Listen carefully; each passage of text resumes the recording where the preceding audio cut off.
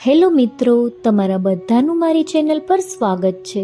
આજે હું તમને ચોટીલા ડુંગરના રહસ્ય વિશે જણાવીશ।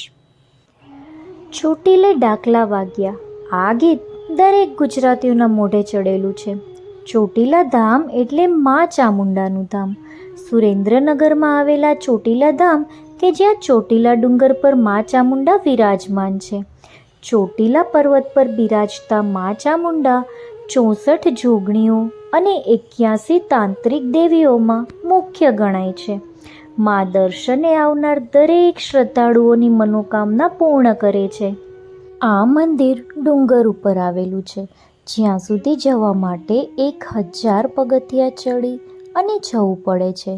કહેવાય છે કે હજારો વર્ષો પહેલાં આ જગ્યાએ ચંડ અને મૂંડ નામના 2 રાક્ષસો હતા, જેઓ અહીંના આજુબાજુના લોકોને ખૂબ હેરાન કરતા, અને પછી એ ત્રાસથી બચવા માટે લોકોએ અને ત્યાં રહેતા ઋષિમુનિઓએ આદ્યશક્તિની આરાધના કરી।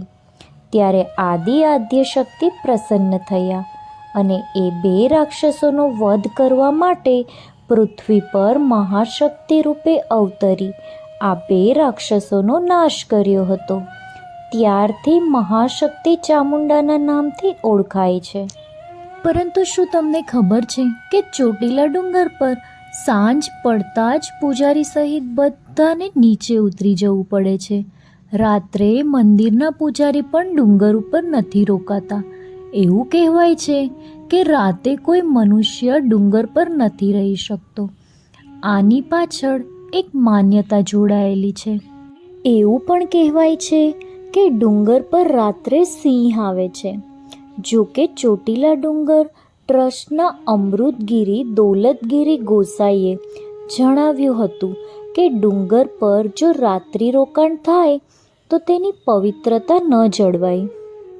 આ ઉપરાંત એવું પણ કહેવાય છે કે આજે પણ કાલ ભૈરવ સાક્ષાત મંદિરની બહાર ચોકી કરે છે અને માતાજીની રક્ષા કરે છે। રાત્રે ડુંગર ઉપર સિંહ પણ ફરતો જોવા મળે છે। માત્ર નવરાત્રિના દિવસોમાં જ પૂજારી સહિત 5 વ્યક્તિઓએ ડુંગર પર રહેવાની માતાજીએ મંજૂરી આપી છે। ઉલ્લેખનીય છે કે ચામુંડાની સિંહ પર સવારી છે। એક હાથમાં ત્રિશૂલ અને તલવાર જેવા શસ્ત્રો હોય છે।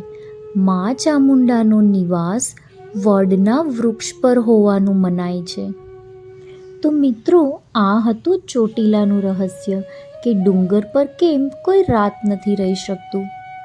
મારા વિડીયોઝ જો તમને ગમતા હોય તો તેને જરૂરથી લાઈક અને શેર કરજો, અને આવા જ બીજા વિડીયોના નોટિફિકેશન મેળવવા માટે મારી ચેનલને સબસ્ક્રાઈબ પણ કરી લેજો। Thank you for watching.